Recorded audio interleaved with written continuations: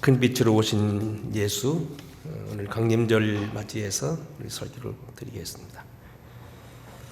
오랜 경험과 생활의 지혜 속에서 인생 돌아가는 것을 짧은 말로 표현하는 것들이 속담이라고 하는 것과 격언이 있는데, 이러한 선조들의 번뜩이는 지혜인 속담 가운데는 이런 말이 있습니다. 낮말은 새가 듣고 밤말은 쥐가 듣는다. 아무리 다른 사람이 모르게 하고 지나간 일이라 할지라도 세월이 지나면 모두 다 밝혀지고 듣게 된다, 그런 이야기입니다. 우리나라뿐만 아니고 동양권과 서양권에서도 마찬가지입니다. 생활이 사는 지혜, 어떤 교훈을 재치 있고 짧은 그러한 말로 표현하는 이야기들이 많은데, 얘기를 들으면 이런 겁니다. 임금님 귀는 당나귀 귀다. 임금님이 어느 날 자고 나보니까 귀가 당나귀 귀가 됐어요. 그 창피해서 모자를 쓰고 하면서도 가장 문제가 된 건 이제 이발할 때가 문제가 돼서 이발사가 쳐다보니까 당나귀 귀란 말이에요. 그래서 몇 번 당부를 하고 너 말하면 죽는다. 그래서 그걸 말을 못하고 이것이 병이 되니까 나중에 참다 못해서 바람 부는 날 대나무 숲에 가서 큰 소리로 임금님 귀는 당나귀 귀다 했다는데, 그 뒤로 대나무 밭에 가면 바람만 불면 임금님 귀는 당나귀 귀다 하는 소리 들려온답니다. 그런가 하면 벌거벗은 임금님 이야기도 있습니다. 어느 어떤 사람이 옷감장수가 와서 말하기를 이것은 천하의 귀한 옷감인데 마음씨 나쁜 사람에게는 보이지 않습니다. 임금이 바라보는 게 아무것도 안 보이는데 허영심만 임금님이 그것을 비싼 돈을 사가지고 결국 입게 되는데 나중에 행차하는데 벌거벗고 갑니다. 사람들은 웃음을 감추지 못하고 다 했지만 잘못하면 큰 신뢰가 되고 자칫하면 목숨이 위험하니까 다 숨기고 있는데, 그때 어린아이가 지나봐서 임금님이 옷을 벗었다 그랬다는 거예요.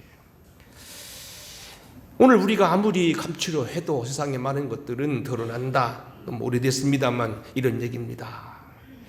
이러므로 너희가 어두운 데서 말한 모든 것이 광명한 데서 들리고 너희가 골방에서 귀에 대고 말한 것이 지붕 위에 전파되리라. 역사의 많은 사건들, 많은 것들, 왜곡되어진 것들이 점차 시대가 지나가면서 결국 학문을 통하여 이 자리에 밝혀지게 되고 최종 책임자가 밝혀진다. 요즘 우리가 이 역사 가운데서 많은 이야기들이 오가고 있습니다만 밝혀져야 될 것이 많이 있고, 요즘이 아마 속속들이 파헤쳐지는 부분이 있는데, 그것은 구한말을 중심으로 해서 이 나라가 망하게 된 과정과 또 8.15 해방을 맞이한 다음에 우리나라가 설립되는 지금까지의 많은 현대사일 거예요. 어쨌든 이러한 특별히 구한말 중심으로 해서는 이 가장 화두에 서 있는 책임자가 바로 고종황제요, 또 그리고 이승만 대통령이요, 김구요, 또 정치의 여운형 같은 사람들, 그 중에 하나가 오늘 우리가 설교로 처음에 꺼낼 인물이 바로 윤치호라는 사람입니다. 여러분, 윤치호는 여기 멀지 않은 둔포 신앙마을이라고 하는 우리 아산에서 태어난 사람입니다. 애국자입니다. 그리고 아주 머리가 명석한 사람이고요, 우리나라에서 어쩌면 제일 먼저 영어를 구사할 수 있는 능력을 가진 사람, 애국가 가사를 지었다고 하는 분. 그런데 문제는 뭐냐면 그가 왜 3.1운동의 가장 중심 인물인 33인 가운데 빠져있냐는 거예요. 더구나 그는 그뿐만 아닙니다. 나중에 이 김옥균과 박영호가 하는 그러한 갑신정변에도 그는 거기에 가담하지 않습니다. 그리고 요즘 말하는데 그가 나중에는 친일 행각 천안군수를 지냅니다. 천안 시장을 지내는 거예요. 그 많은 사람들이 윤치호 박사를 가리켜서 그가 변절자다, 그가 결국 친일파다 얘기하지만, 요즘 숨겨진 얘기는 그가 천안군수가 되어서 많은 독립군의 자녀들을 장학생을 주고 암암 얘기를 많이 했다는 것이 지금 밝혀지고 있습니다. 참, 그래서 왜 그가 오늘 여기 그렇게 깨어난 사람, 애국자였음에도 불구하고 한 이런 것은 친일 행각을 보였고 대한민국 어떤 그런 독립운동에는 가담하지 않았는가, 역사의 수수께끼입니다. 요즘에 그래서 이것을 연구하는 분들이 있어서 하나하나 밝혀내겠습니다. 제가 생각할 때는 제 개인 생각인데, 윤치호 박사는 성경을 많이 아는 사람이었기 때문에 예레미야서 29장에 있는 말씀. 너희는 사로잡힌 자 저 바벨론에 거기 가서 결혼하고 자녀를 낳고 집을 짓고 살아라. 그들을 위해 평안을 위해 기도하라 하겠는데 이미 모든 것을 잘못됐다고 보는 고종 황제를 그가 버리고 이 나라 이민족이 다시 되기를 바라는 그런 심정으로 한 것이 아닌가. 이렇게 지금 요즘에 몇 사람들이 이렇게 깊이 지금 파헤치고 있습니다. 여하튼 드러날 겁니다. 자, 오늘은 그래서 오늘 이렇게 정말 역사의 논란이 되어지고 지금도 논쟁이 되고 있는 것 그런 말하는 걸 아니고요. 윤초호의 다른 얘기 그 이전에 그의 신앙의 이야기를 하려고 합니다. 젊고 유능했던 윤초호 박사도 예수 믿기 전 그의 삶은 아주 어쩔 수 없는 절망의 상태였습니다. 개혁가요 신진개혁이요 천재적 재능 가졌던 윤초호가 유학을 떠납니다. 20세 전후입니다. 당시 미가 유명한 그 밴드필드 대학 그리고 에머리 대학을 거쳐서 그가 결국 이 유명한 그런 박사가 되기까지 그의 시절을 그가 일기에 기록해 놓는데 18세 윤초호에게는 모든 서양 문명이 유혹거리였습니다. 그의 일기에는 이런 글들이 등장합니다. 물론 한문을 썼겠습니다. 어제는 누구와 밤새 술을 마셨다. 어젯밤은 양기생 누구와 잠을 잤다. 물론 그의 책상머리에는 많은 휘우들이 걸려 있어서 열심히 공부하고 신학문을 터득하여 나라를 구해야 된다. 아는 것이 힘이다. 국가를 위해서는 알아야 된다. 남자가 뜻을 두고 집을 나갔으면 뜻을 이루기 전에 돌아오지 않는다. 이로움을 참고 인내하며 대도를 이루고 기계를 펴서 장부다워야 천하를 호령한다. 이러한 모든 구호들이 다 뭡니까? 작심삼일이요. 다 그것은 헛것이었다는 겁니다. 그랬더니 그가 고민하다 못해 어느 날 그의 유명한 대학 교수인 제가 이름을 잊어버렸습니다만 에머리대 지도교수에게 그가 상담을 하고 그에게 예수를 권면을 받고 세례를 받습니다. 그리고 그 뒤에 그의 모든 걸 다 정리하고 공부에 몰두하게 됩니다. 이후에 그 삶은 완전한 변화를 겪게 되는데 당시 사건을 뭐라고 기록하느냐면 이는 과연 다시 나는 일이고 가히 새로 태어나는 일이다. 세상이 바뀌었다는 겁니다. 천지가 바뀌었다는 겁니다. 세례받고 예수 믿은 다음에는 완벽하게 그가 다시 세상을 바라보게 되고 또 다른 면에서 세상을 바라보는 눈을 갖게 되었다는 겁니다. 거꾸로 말하면 윤초호 박사가 예수를 믿고 하나님을 바로 알게 되기 전까지는 그의 생활은 어둠이요 그늘이요 사망이었다 그런 얘기예요. 자, 이제 오늘 여기 지금 설교 서두로 얘기 꺼내면서 오늘 우리는 본문으로 들어갑니다. 오늘 우리는 강림절이라고 했는데 강림절은 교회의 절기의 처음입니다. 물론 우리는 2025년 1월 1일이 새날로 보지만 교회 절기는 강림절 오늘로 보고 교회 절기가 시작되고 되는다는 겁니다. 사랑하는 성도 여러분, 세상에도 우리가 알다시피 절기가 있습니다. 새로운 한 해가 시작된다 해서 설날이라는 것이 있고요. 소위 나름대로 뭡니까 감사절을 표현하기 위해 수석이라는 것이 있게 되고요. 그리고 국가에도 여러 가지 행사를 정해서 광복절, 제헌절, 3.1절 이런 걸 두게 되고 어버이날도 두게 됩니다. 그 다 뭐냐면 세월 사는 지혜를 얻고 세상 속에서 바른 우리가 교훈을 가지고 살겠다는 그런 의미입니다. 그래서 6.25 주일에는 6.25의 어떤 주일이 있고요. 헌법에 대해서는 제헌절이 있고요. 그 다음에 무슨 단오의 날로 말하면 단오절이 있고요. 기후에도 그런 24절후가 있어요. 그런데 교회도 마찬가지라는 겁니다.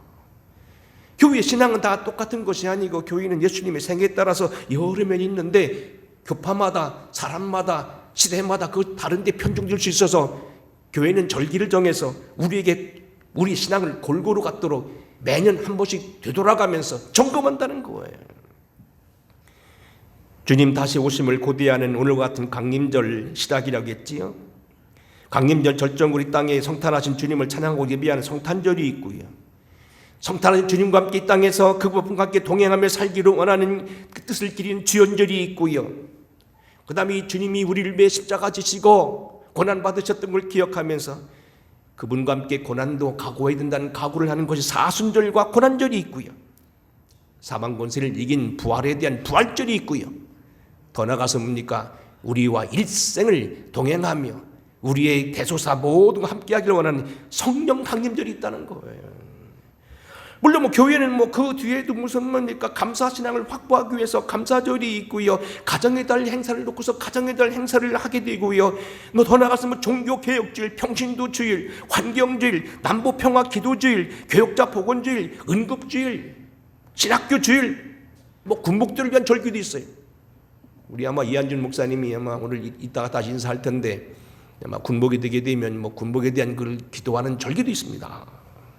이 절기는 뭐냐면 교회가 사명을 바로 감당하기 위해서 이 땅에 주님의 교훈을 폭넓게 잊지 않기 위해서 다 하기 위해서 하는 것이 절기입니다. 세월을 바르게 의미 있게 그리고 빼놓지 않고 균형 있게 살자는 의미에서 절기를 정하는 거예요. 그런 절기 시작이 뭐냐면 강림절이라는 거예요. 자, 그래서 강림절은 뭐냐면 주님께서 이리 오셨다는 거예요. 성탄이 바로 하늘 보좌를 버리신 주님인데 그 시작이 바로 강림절로 보는 거예요. 그래서 성탄절 4주 전부터 큰 교회는 촛대를 4개를 놓고서 첫 주 오늘 같은 날 하나 켜고 다음 주는 2개 켜고 세 번째는 3개 치고 네 번째 주에 켜고 그 주간에 바로 성탄절이 들어있게 만드는 거예요. 강림절이라는 말은 다시 말하면 이것은 아드벤투스라고 하는 그러한 라틴어에서 나온 얘기인데 강림하셨다, 오셨다, 도착했다 그런 의미예요. 결국 이 성탄절이라는 건 우리가 주님 오신 그러한 것을 찬양하는 것입니다만 강림절인 그 성탄절을 의미 있게 맞이하기 하기 위해서 우리가 어떻게 성탄을 맞이해야 되느냐? 더 나아가서 한마디로 표현하면은 마지막 때에 다시 오실 주님, 재림의 주님을 어떻게 맞이할까에 대한 우리의 신앙을 가다듬는 거예요. 자, 그래서 오늘 여기 뭐 서론이 길어졌습니다만 강림절기에 우리가 공부할 건 뭐냐면 그러면 성탄의 의미, 그분의 오심, 강림의 의미는 뭔가? 오늘 본문 마태가 기록하고 있는 이 주님의 첫 번째 소식에 대해서 말씀드리려고 그래요. 주님의 오심은 무엇이고 그래서 우리는 어떻게 해야 되는가? 마태가 기록한 주님의 성탄 강림을 통하여 우리가 우리의 주님 오신 것을 기념하고 나아가서 주님 다시 오실 날을 준비하는 그런 마음으로 삼겠습니다.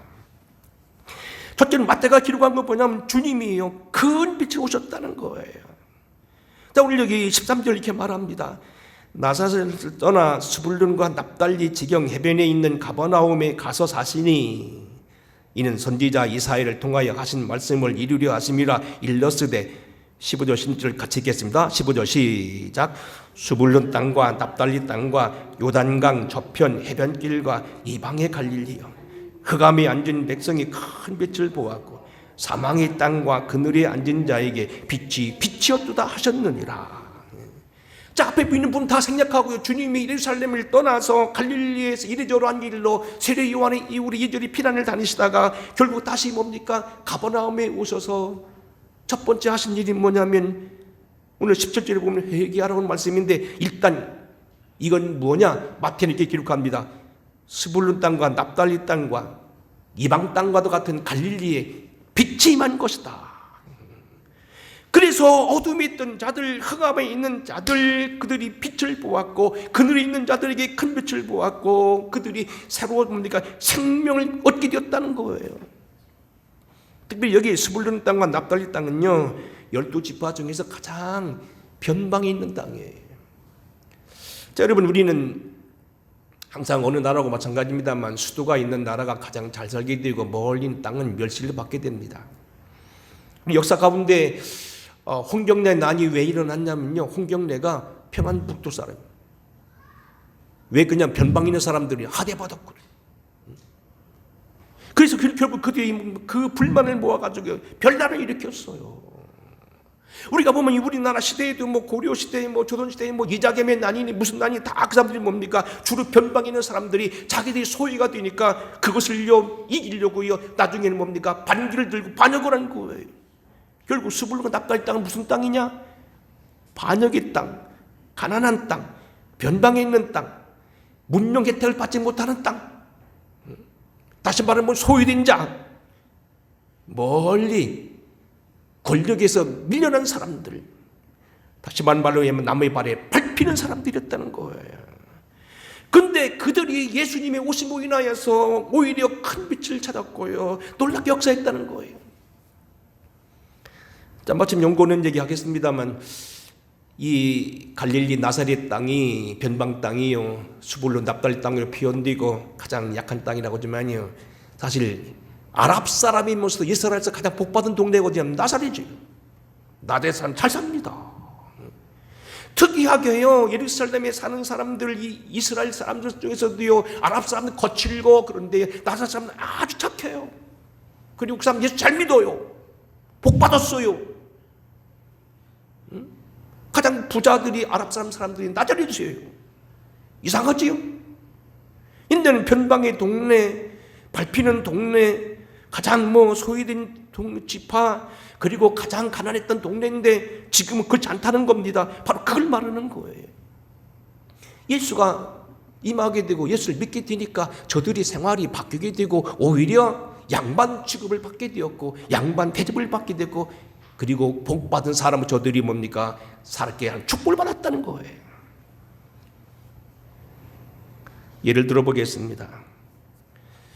우리나라 문명 가운데 가장 큰 혜택을 받은 사람들이 종로 5가에 있는 연동교회라는 교회, 가파치라는 사람들입니다. 이 가파치라는 사람은 무슨 얘기냐면, 청계천 그 옛날 요즘에 다 덮였습니다만 그 강가에 살아가면서 거기서 이제 가죽 세공을 해가 돈은 벌었는데 신분이 낮아가지고, 신분이 낮으니 그런 걸 한 거예요. 신분이 높은 양반들은요, 맹잘 코잘만 있고요, 그리고 등쳐먹고 사는 하면요, 가파치 이런 상민들은요, 오히려 이런 것을 해서 돈을 벌었다고요. 근데 이 사람들이 알아주는 사람이 없어요. 이들이 결국 교회로 왔어요. 근데 놀라운 건 뭐냐면, 연동교회가 한때 우리나라에서 박사가 제일 많은 교회였습니다. 박사가 100명이 넘었다는 거예요. 이들이 결국은 예수 믿고 유학을 가서 미국에 가서 박사학위를 받고요, 그들이 걸출한 인물이 돼가지고요, 한국교회의 밑거름이 됐다는 얘기예요. 사실 어떻게 보면 가장 눈물 나는 사람들, 가장 그 열세 있는 그 사람들이, 멸시받는 사람들이 교회로 몰려들고 그들이 유학을 가고 그들이 박사를 받고 그들이 한국을 주도했다는 거예요. 개인적인 사례를 들어보겠습니다.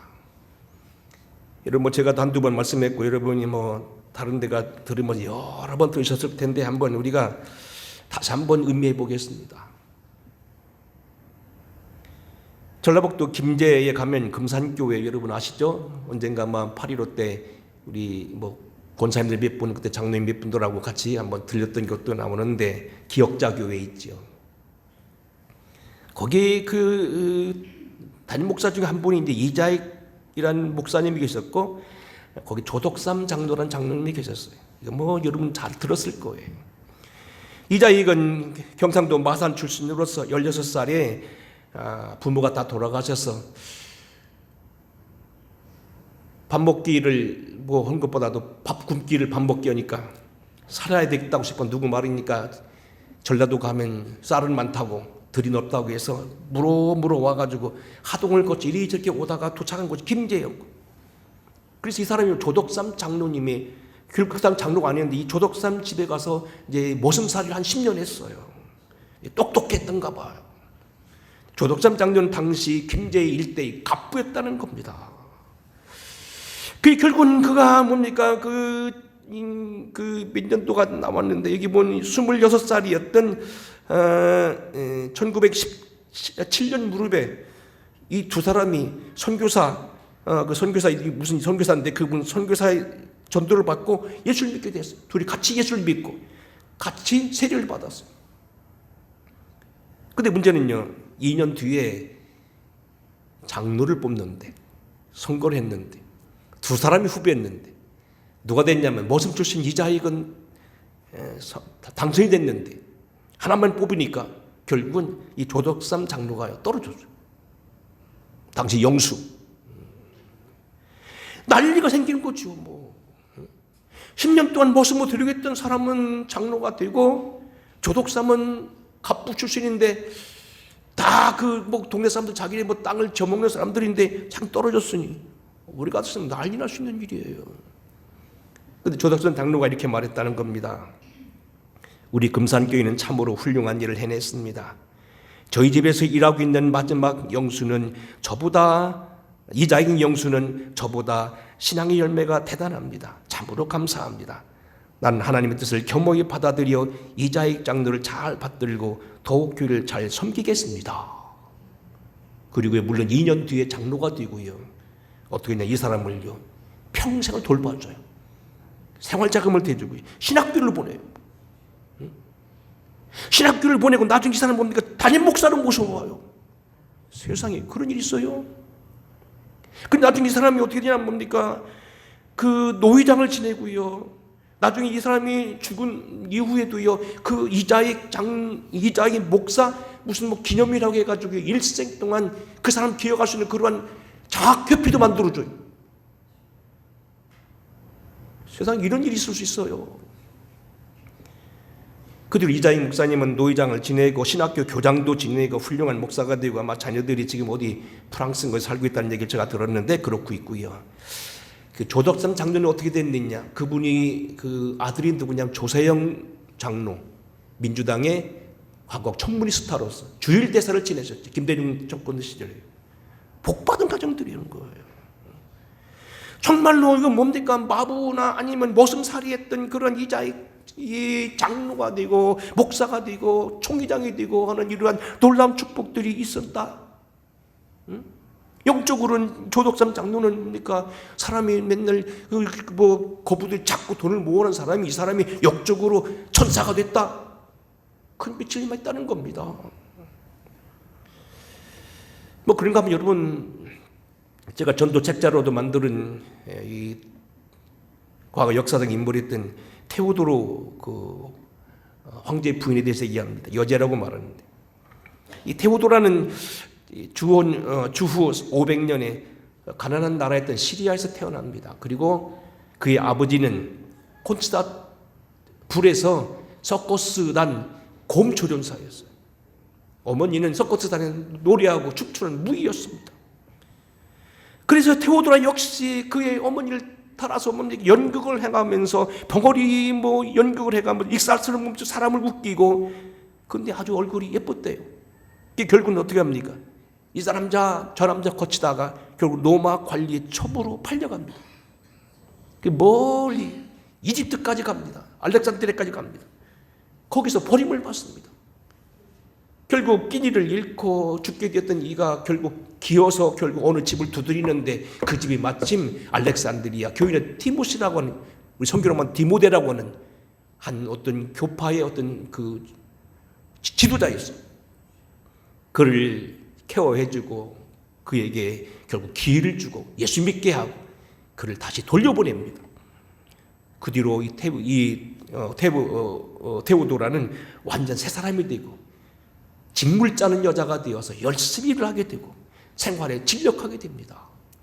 근데 마침 그가 이 직물을 짜는데 무슨 직물이냐면요, 당시는 이 마차 경기가 유명했다는데 마차 경기에 입게 되는 그러한 어떤 이런 망토를 그 짜는 아주 고급 직물을 했는데, 그때 그 직무를 위해서 한 장교가 왔다 갔다 하다가 반해버리는 거. 그게 누구냐면 유명한 나중에 황제가 되는 유스티누스라고 하는 유명한 황제예요. 이 사람이 황제 조카에는 나중에 이래저래 해가지고 부황제가 되고, 그 황제가 건강이 나빠지니까 1년 만에 이에게 황제직을 넘겨줘요. 그래서 테오도라는 일개 무의여 버림받았던 여자에서 불구하고 결국 황제 부인이 돼요. 그리고 황제의 부인이 될 뿐만 아니고 그는 그 뒤에 많은 일을 합니다.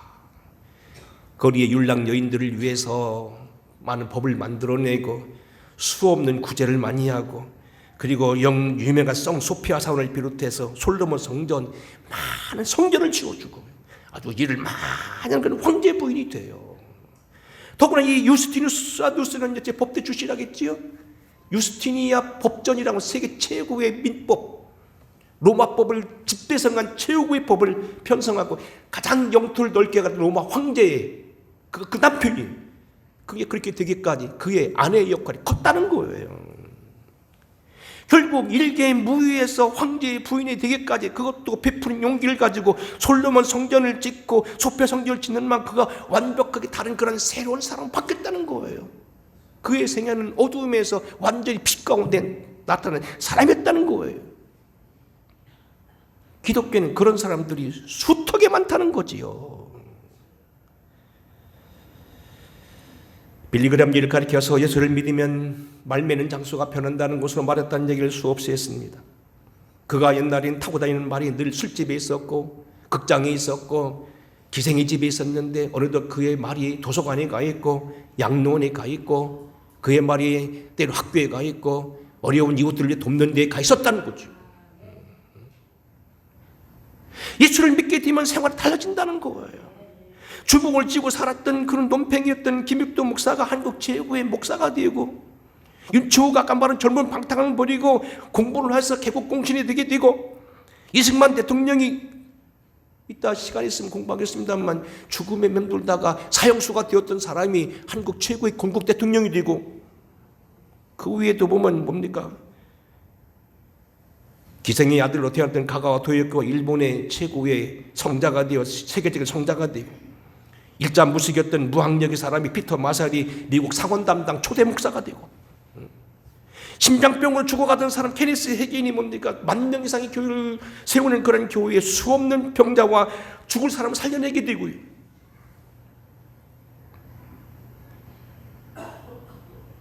어쩌면 거의 인사불성으로 꼼짝 못한 미우라 아야코 같은 사람을 감화시킨 사람이 되었고요. 사교 집단의 교주였던 길선주 목사님, 또 매관 매직이었던 사람 등쳐 먹었던 최권동 목사, 집주인을 사랑했던 것 때문에 모섬 주제에 매를 맞고 쫓겨났던 가필드 대통령, 다 신앙 때문에 승리한 사람들이었어요. 수브른 땅과 납달리 땅에 앉았던 사람들, 갈릴리 해변에 있었던 저 이방 땅 사람들이 큰 빛을 보고 새로운 빛을 찾게 되었다는 거예요. 바로 임마누엘 하신 주님의 능력이라는 거예요. 이를 위해 주님이 오셨다는 겁니다. 자, 이 말씀을 좀 다른 각도에서 보게 되면 이렇게 표현합니다. 예수 믿기 전에 저들은 어둠이요, 그늘이요, 사망이었다는 거예요. 시간이 많지 않기 때문에 바로 예화로 설명하겠습니다. 조금 전에 말씀드린 이승만 대통령 여러 번 들었을 겁니다. 한번 다시 정리해 보겠습니다. 이승만 대통령 1875년 3월 26일 바로 우리나라 강화도 수호조약이 생기기 한 해 전, 다시 말해 격동기에 태어납니다. 황해도 평산군 마산면 능안골에서 양녕대군의 16대 후손인데 서자 출신입니다. 왕족이면서 대접을 받지 못합니다. 하지만 이는 똑똑해서 서당에서 치르는 늘 도강이라고 하는 그 시험 맨날 장원급제를 하는데, 그 당시 출세 가도를 달리는 가장 빠른 코스인 과거의 남 자꾸 떨어지는 거예요. 아마 여러 가지 이유가 있겠지만 시험 운도 있거든요. 시험 운도 있다는 것도 있지만 또 하나는 당시 이미 다 과거 급제는 정해져 있었다는 거예요. 하도 부패한 사이라 돈 받고 합격자를 정해놓기 때문에 이승만이 기회가 줬다는 거예요. 그러던 그가 1894년 우리나라에 저 유명한 동학혁명과 함께 청일전쟁이 일어납니다. 그런데 모든 삶의 상을 뒤엎고 일본이 승리합니다. 세상만 사람 눈이 뚱그러졌습니다. 아니, 세계 중심에 있던 청나라의 그 중국이 조그마한 나라에 일본이 패하다니 사람 휘둥그레졌습니다. 그리고 사람들이 눈이 떠지게 됐습니다. 이승만도 당연히. 그래서 결국은 한문을 버리고 당시 1895년 1년짜리 된 아펜젤레의 배제학당에 입학을 합니다. 세상이 달라진 겁니다. 그는 이렇게 기록합니다.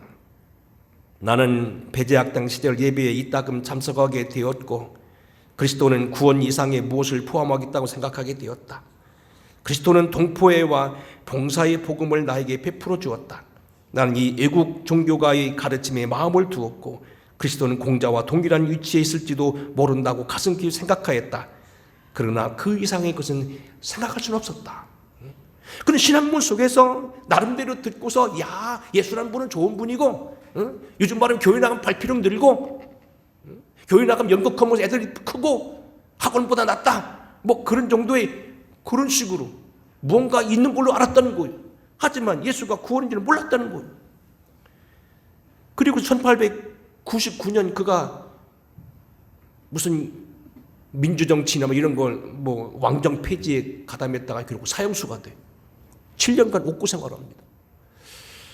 당시 한번 어떤 학자 말들이 당시 옥고 생활이 얼마나 힘들었냐면요, 큰 형틀을 메고요, 발에는 막 착고를 차고요, 아침 저녁으로 막 빈대가 막 들어붙는데 뻘겋게 벌고 가리옷 긋지도 못한다.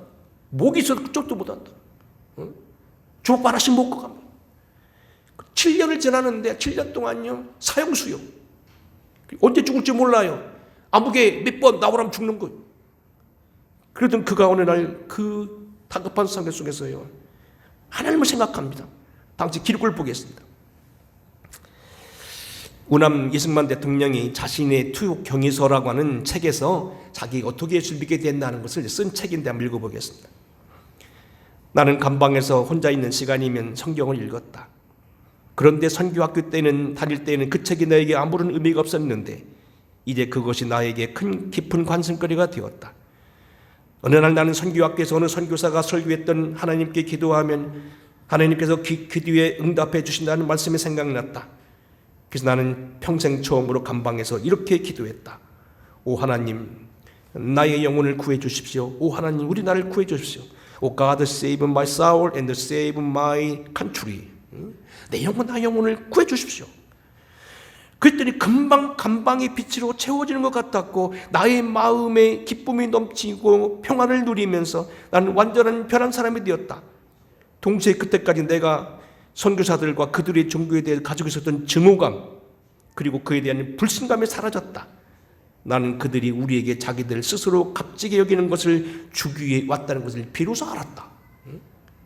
얘는 선교사들이요, 그 밑에서 공부하고 배우면서도요, 나쁜 놈들이라고 어쩌면 우리나라를 망하게 하려고 했다고 생각했던 사람들인데 좋아졌고요. 그래서 그는 결국 선교사들의 도움으로 인해서요, 거기서 무기수로 감염됐다. 나중에 거기 방면이 되고요. 선교사들이 끝까지 가서 고종황제에게 그 사람을 키우려고 방면을 시켜요. 그리고 미국 유학을 보냅니다. 유학 조건으로 해서 막 방면했던 모양이에요. 그래서 그 뒤로 그는 미국에 가서 공부를 하는 거예요. 옥중에서도 40명의 양반들을 전도해요. 성경을 읽기 시작해요. 기도를 배워요. 감옥에 복당이 됐어요. 그리고 그는 민주식 제도를 공부하게 되고요. 나중에 보는 그가 대한민국의 신앙 업적을 얘기 들으면 열 몇 가지 있는데 줄여 말하면 이런 거예요. 대한민국 옛날에는요, 예식하면 어떡하죠? 소대가리 삶아놓고 돼지대가리 삶아놓고 떡지고 고사했는데 기독교식을 바꿔버립니다. 크리스마스를 명절로 바꿉니다. 물론 이거 군정에 하던 것들을 바꿨습니다. 그리고요, 기독교인들을 중요한 데 배치합니다. 이건 학설마다 좀 다르긴 합니다만 왜 그러냐면은 당시 이 사람들이 공부를 많이 한 사람들이에요. 미국과 공부한 사람들이 있었잖아. 한전 제일 높았었다고, 기독교인들이. 형무소는 형목제, 군대는 군목제, 권력구조에 대거 인재들을 배치하고, 언론 선교 매체, 우리나라 일간지 국민신문을 비롯해서 8개의 기독교 신문 창간했고요. 최초 민간 방송인 CBS 기독교 방송, 그리고 공산권 선교에서 극동방송 인가해주고요. 그리고 선교사들 우대하고 6.25 때 구제품을 교회에 나눠주게 돼서 선교를 쓰게 만들었어요. 그래서 많은 고아원들이 장로님들 하게 됐죠. 이것도 이승만 대통령의 덕이라고 그래요. 중요한 것은요, 예수 믿기 전에 이승만 대통령은 죽음이요 사형수였다는 거예요. 근데 예수 믿고 나서는 바뀌었다는 거예요. 자, 이제 나머지는 우리는 그러면 여기서 우리는 어떻게 해야 되느냐? 맨 마지막 절 한번 읽어보겠습니다. 17절입니다. 어떻게 해야 되느냐? 그럼 하나님 다 알아서 하시고 하늘 보좌를 버리고 오셨고 예수 믿으면 큰 복을 받는데 나는 뭐 해야 되느냐? 가만히 있으면 되느냐? 아니라는 겁니다. 같이 읽어보겠습니다. 17절 시작. 이때부터 예수께서 비로소 전파하시되 회개하라, 천국이 가까웠느니라 하시더라. 주님이 아들을 보내시고 그분이 순종하셔서 다 모든 걸 버릴 땅에 버러지 같은 인간이 내려오셨어. 말구일간에 참 그 당시에 애기 낳는 거 얼마나 어려운 일이에요. 죽는 거잖아요. 여러분 잘 아시잖아요. 여러분 안 그러셨나요? 옛날 산부인과 생기기 전에는 여러분 애기 낳으러 갈 때는요, 신발을 묶으면 쳐다봤다는 거 아니에요? 난 여자가 아니라 모르지만 그러셨다는 거 아니에요? 내가 저 신발을 신을 수 있으려나 못 신을거나. 근데 그것도 말고일간에 그 추운데. 그러면 주님이 다 하셨다는 거잖아요. 나는 뭐 해야 되느냐? 가만히 있으면 되느냐? 아니라는 거예요. 회개하라. 다시 따라하겠습니다. 회개하라. 뭐 회개하라는 말 여러분 나쁘게만 여기지 마시고요. 주님께 돌이키라는 거예요. 뭐 남의 집 호박 따먹은 얘기, 뭐 무슨 뭐 옛날 길선조 목사님이 누굴 도와주라고 했는데 그걸 가운데서 뭐 착복했다는 거, 그분도 회개했다고 그러는데 그런 거 말고요. 그것도 포함하지만 가장 중요한 건 뭡니까? 주님을 향해 돌이키라는 거예요. 우리는 그것을 할다시 이사야서 55장 그거 아니에요. 오호라 너희 목마른 자들아 물로 나오라. 돈 없는 자도 오라. 사목대 돈 없이 값 없이 포도주와 젖을 사라. 너희가 어찌 양식 아닌 것을 위해 은을 달아주느냐. 너는 귀를 기울이고 내게로 나와 들으라. 그리하면 너희가 살리라. 나와 들으라는 겁니다. 마태복음 11장 28절 유명한 거죠. 수고한 무거운 짐진 자들아 내게로 오라. 내가 너희를 쉬게 하리라. 내게 와서 배워라. 내가 다 벗겨줄 거지만 네가 할 일은 뭐 내게 나오라는 겁니다. 죽은 나사로 나올 내가 썩어서 냄새나는 그런 살리는 건 너희들 안 되지만 네가 할 일은 뭐 돌문을 열어라. 그 수 있잖아요. 우리가 해줄 수 있다는 겁니다. 로마서 10장 17절 그러므로 들음은 믿음은 들음에서 나며 들으면 그리스도의 말씀으로 말미암는구나. 다음 주에 성서 주는데 성경 나 1년 가야 일동 못했다. 회개해야 됩니다. 한 달 가나 성경책 제대로 못 읽었다. 여러분 뭐 좀 심한 얘기는 코 박고 접시다 코 박아야 돼. 들여야 된다는 거예요. 목사가 되든 누가 되든 아무리 믿는 사람이 오래돼 이건 과거의 은혜 봐서 안 된다는 겁니다. 들음에서 나고 들으면 그리스도의 이름 위에 말냠이라 계속하여 듣고 들여야 된다는 거예요. 제 자랑 하나 하겠습니다. 지난주도 우리가 뭔 절기했었죠? 성탄절이, 추수감사절 했나요? 아니, 고전주간인가요? 그래서 바로 어디 왔다 갔다 하느라고 한번 했더니 여동생이 전화가 왔어요. 오빠 왜 저 설교 안 올려? 권사거든요. 열심히 믿거든요. 난 그래서 그 동생 때문에 설교 열심히 해가지고 올린다고. 좀 이따 또 올릴 거예요. 근데요, 들어야 돼요. 난 생각이 이런 말다시 눌변이고 여러 가지로 제가 하여튼 핸디캡이 많은 사람이라서 어때는 이 설교를 누가 듣나 하고 하는데도 꽤 듣는 사람이 있는 모양이에요. 여동생이 꼭 조금만 늦으면 성화요. 응? 좀 들으세요 좀 제발. 이거 보니까 이게 특수장치 돼가지고 이렇게 하니까 좀 녹음은 까락까락 나오더라고. 응? 어쨌든 들어야 돼요. 강진절 절기 시작입니다. 시작이 좋아야 나중도 좋습니다. 절기 주님이 누군지 바로 아셔야 됩니다. 스불론 납달리 땅에 흑암의 땅 그늘의 땅에 큰 빛으로 오신 주님이시고 살리러 오셨습니다. 우리 주님을 바로 맞아 이렇게 기도해야 됩니다. 주여 오시옵소서. 주여 듣겠습니다. 백성을 살겠습니다. 우리가 회개합니다. 이 절기 시작인 강림절기 좋은 시작으로 주님을 향해 마음문 열무로 시작하는 여러분 되기를 주의 이름으로 축원합니다. 고마우신 아버지, 빛으로 오셨습니다. 온 세상 빛으로 오신 주님을 환영합니다. 흑암의 빛을 비추시고 그늘에 앉은 자, 사망에 앉은 자들을 오늘 우리가 주님 그들에게 생명을 주셨사오니 우리 또한 듣게 하여 주시고 예배하게 하여 주시고 환영하며 주님과 동행하는 우리 되게 하옵소서. 예수 그리스도 걸어가신 이름 받들어 간절히 기도하옵나이다. 아멘. 찬양하겠습니다.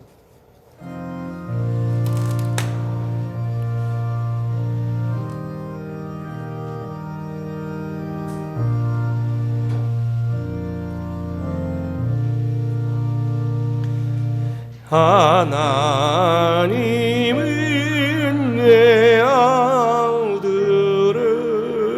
주시는 때까지 세상 사랑 아니 참 사랑하이로다.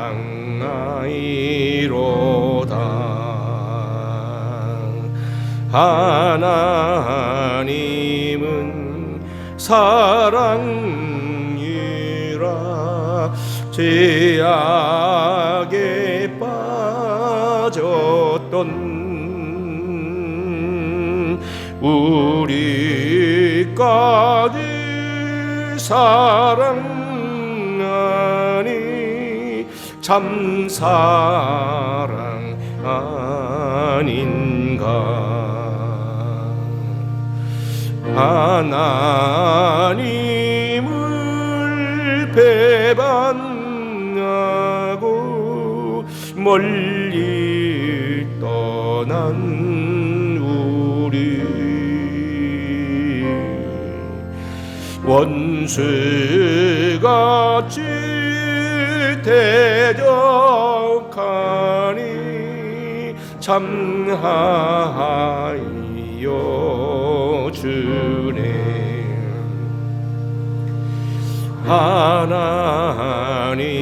하나님은 사랑이라 죄악에 빠졌던 우리까지 사랑하니 참 사랑